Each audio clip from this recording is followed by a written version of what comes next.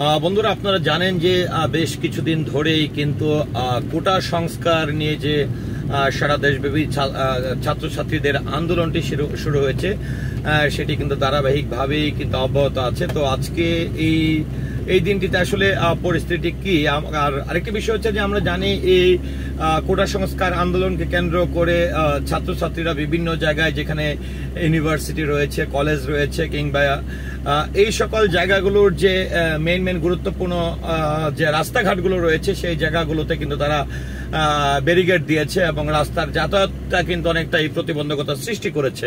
তো সেই ক্ষেত্রে আসলে আমরা ঢাকার অনেক রাস্তার চিত্রই দেখেছি যে এই সংস্কার আন্দোলনের মধ্যে কোন রাস্তাগুলো বন্ধ হয়ে গেছে, কোন রাস্তাগুলোতে আসলে গাড়ি চলাচল করতে পারছে না। তবে যেটি আমি একটু আপনাদেরকে আজকে এই ভিডিও চিত্রের মাধ্যমে আমি দেখাতে চাই যে আসলে এই কোটা সংস্কার আন্দোলন যখন চলছিল, ঢাকা শহরের অনেক রাস্তাই যখন আসলে অচল হয়ে গেছে, তো সেই প্রেক্ষাপটে আসলে এই যে ঢাকার যে উড়ন্ত সড়ক রয়েছে, যেটাকে বলে এলিভেটেড এক্সপ্রেসওয়ে, তো আজকে 17ই জুলাই এলিভেটেড এক্সপ্রেসওয়ে 17ই জুলাই আমরা জানি যে ঢাকা ইউনিভার্সিটির ছাত্রছাত্রীদেরকে হল খালি করার বা বাংলাদেশের শিক্ষা প্রতিষ্ঠানগুলো কিন্তু বন্ধ ঘোষণা করা হয়েছে। সেই প্রেক্ষাপটে এলিভেটেড এক্সপ্রেসওয়ের অবস্থাটি কি, সেখানে কি ধরনের গাড়ি যাতায়াত করছে, সেই অবস্থাটি আপনাদেরকে আমি দেখাচ্ছি। তো বন্ধুরা, যেটি বলছিলাম যে আমি এই মুহূর্তে কুড়িল বিশ্ব রোড থেকে আর কি এলিভেটেড এক্সপ্রেসওয়েতে যাত্রা শুরু করেছি, এবং আমরা অন্যান্য দিনের তুলনায় কিন্তু গাড়ি ঘোড়া যেরকমটা সাধারণ রাস্তাগুলোতে চলাচল কম দেখছিলাম, সেরকম এলিভেটেডেও কিন্তু অনেকটা কম দেখছি। তবে এই এলিভেটেড এক্সপ্রেসওয়ে দিয়ে কিন্তু আপনাদেরকে পুরো চিত্রটা আসলে দেখাতে চাই। তো বন্ধুরা, যেটি হচ্ছে যে আমি যখন আসলে কুড়িল বিশ্ব রোড থেকে যাতায়াত শুরু করেছি, সেখান থেকে কিন্তু আমি একদমই এখন যে আর্মি স্টেডিয়ামটি রয়েছে বনানীতে, ঠিক তার সন্নিকটেই কিন্তু আমি রয়েছি এই এলিভেটেড এক্সপ্রেসওয়েতে, অর্থাৎ উড়ন্ত সড়কে। আমি নিচের রাস্তাটিও কিন্তু একদমই আমার এই এলিভেটেড এক্সপ্রেসওয়ের নিচেই, কিন্তু সেখানেও কিন্তু গাড়ি ঘোড়ার সংখ্যা কম দেখছি। তবে এলিভেটেড এক্সপ্রেসওয়েটি আসলে যখনই রাস্তাঘাটের ছাত্রছাত্রীদের এই আন্দোলনটি চলছিল, তখন অনেকটাই আমরা দেখেছিলাম গত 2 দিন কিন্তু বেশ ব্যস্ত ছিল। আর সেটিও জানেন যে আজকে 17ই জুলাই যে বিষয়টি শুরু হয়েছে, সেটি হচ্ছে যে সন্ধ্যা 6টার মধ্যে কিন্তু ঢাকা ইউনিভার্সিটির যারা স্টুডেন্টরা রয়েছে তাদেরকে, বা ঢাকাস্থ বিভিন্ন ইউনিভার্সিটির হলগুলো রয়েছে, সেগুলো থেকে কিন্তু 6টার মধ্যে খালি করে দেওয়ার কথা কিন্তু প্রশাসনের তরফ থেকে, অর্থাৎ কলেজ কর্তৃপক্ষ বলি বা বিশ্ববিদ্যালয় কর্তৃপক্ষ বলি, তাদেরকে কিন্তু সেই নির্দেশনাই দেওয়া হয়েছে। তো সেক্ষেত্রে আমি যখন এলিভেটেড এক্সপ্রেসওয়ে দিয়ে যাচ্ছি, এই মুহূর্তে ঠিক বনানীর যে জায়গাটি রয়েছে, বনানী কবরস্থানের যে জায়গাটি রয়েছে, সেই জায়গাটি কিন্তু আমি অতিক্রম করছি। তো এলিভেটেড এক্সপ্রেসওয়ে হওয়ার কারণে কিন্তু আসলে এই এলিভেটেডে এই ধরনের আন্দোলন কিংবা কোনো প্রতিবন্ধকতার কোনো সম্মুখীন হতে হয়নি। তো বন্ধুরা, আমি প্রত্যেকটি জায়গা কোন সময় কোন জায়গাটি আমি অতিক্রম করছি, সেটি কিন্তু আপনাদেরকে আমি দেখানোর চেষ্টা কিন্তু আমি করছি। তো আরেকটি বিষয় আমি বলতে চাই যে বন্ধুরা, যে আমরা জানি যে ঢাকায় যেই সকল জায়গাগুলোতে প্রাইভেট ইউনিভার্সিটি রয়েছে কিংবা সরকারি ইউনিভার্সিটি রয়েছে, এই জায়গাগুলোতে কিন্তু ছাত্রছাত্রীদের যে এই কোটা সংস্কার আন্দোলনটি, সেই জায়গাগুলোতে যে রাস্তাগুলো রয়েছে, ম্যাক্সিমাম রাস্তাগুলি কিন্তু ছাত্রছাত্রীরা কিন্তু বন্ধ করে দিয়েছিল, এবং গণপরিবহনগুলো বিশেষ করে এই কিছুদিন ধরেই কিন্তু আমাদের খুবই কমে গেছে। সেখানে ব্যক্তিগত গাড়িগুলো কিন্তু যখনই আসলে আমরা দেখেছি দুপুর 3টা থেকে বা বিকাল 3টা থেকে যখনই আসলে তাদের কর্মসূচিগুলো ঘোষণা করা হয়েছে, তারপর থেকে 12টার পর থেকে কিন্তু গাড়িগুলো আস্তে আস্তে কমতে শুরু করে। তো আজকে কিন্তু অনেক গুরুত্বপূর্ণ একটি দিন, যেহেতু গতকাল কিন্তু যে প্রতিষ্ঠানগুলো রয়েছে সেগুলো কিন্তু বন্ধ ঘোষণা করা হয়েছে। সে বন্ধ ঘোষণার পরে আসলে এই যে কোটা সংস্কার আন্দোলনকারী যারা রয়েছে, তারা আসলে নতুন কর্মসূচিটি আসলে কি দেয়, এবং তারা কি আসলে যেরকমটা যদি বলতে চায়, ঢাকা ইউনিভার্সিটির হল রয়েছে, সেই হল ছেড়ে দেওয়ার জন্য কিন্তু নির্দেশনা দেওয়া হয়েছে, যদিও ছাত্রছাত্রীরা সেটা মানতে নারাজ।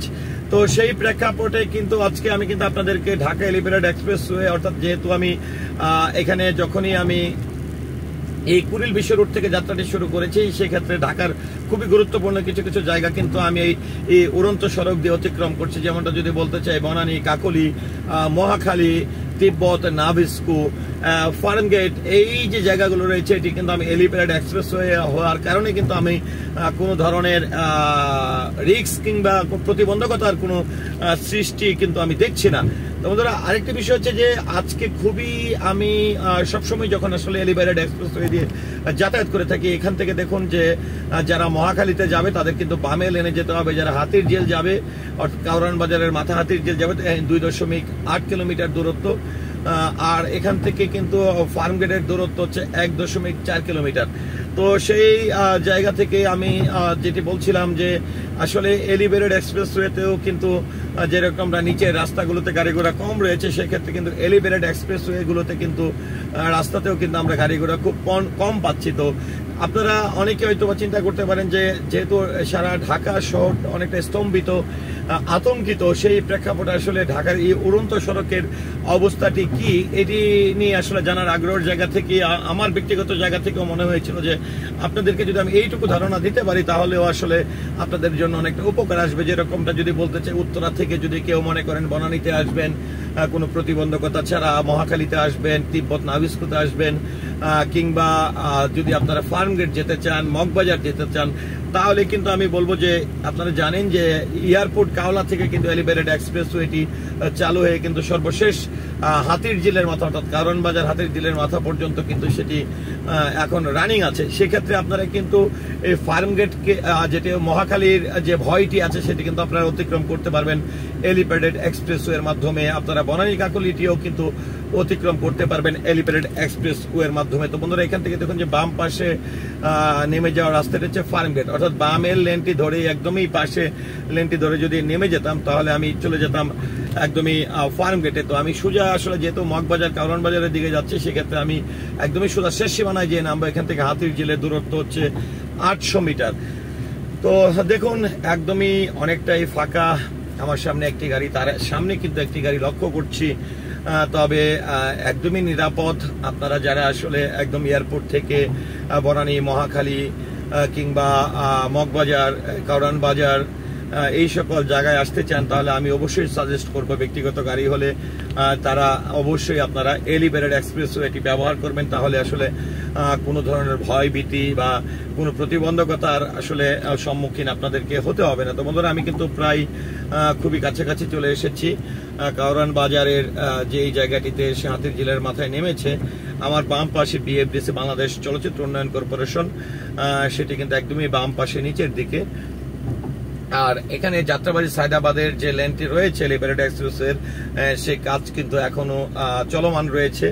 তো সেটিও সময়ের ব্যাপার, সময়ের সাপেক্ষে হয়তো বা এটি তাদের কাজ সম্পূর্ণ হলে সেটিও চালু হয়ে যাবে। তো বন্ধুরা, আমি আপনাদেরকে যেটি বলছিলাম যে কুড়িল বিশ্ব রুট থেকে যাত্রাটি শুরু করে এই বর্তমান কোটা সংস্কার আন্দোলনের এই প্রেক্ষাপটে আমরা ঢাকার প্রতিনিয়ত যে বিভিন্ন গুরুত্বপূর্ণ জায়গাগুলোর খবরাখবর পাচ্ছিলাম, কিন্তু আসলে এই অঞ্চলগুলোতে বা উড়ন্ত সড়কের পরিস্থিতি কি সেটি দেখানোর জন্যই কিন্তু আসলে ভিডিওটি করেছি। তো ভিডিওটি নিয়ে আসলে আপনাদের বক্তব্য কি, আশা করছি কমেন্টের মাধ্যমে জানাবেন। সেই সাথে ভিডিওটি ভালো লেগে থাকলে অবশ্যই ভিডিওটি শেয়ার করবেন। ধন্যবাদ সবাইকে।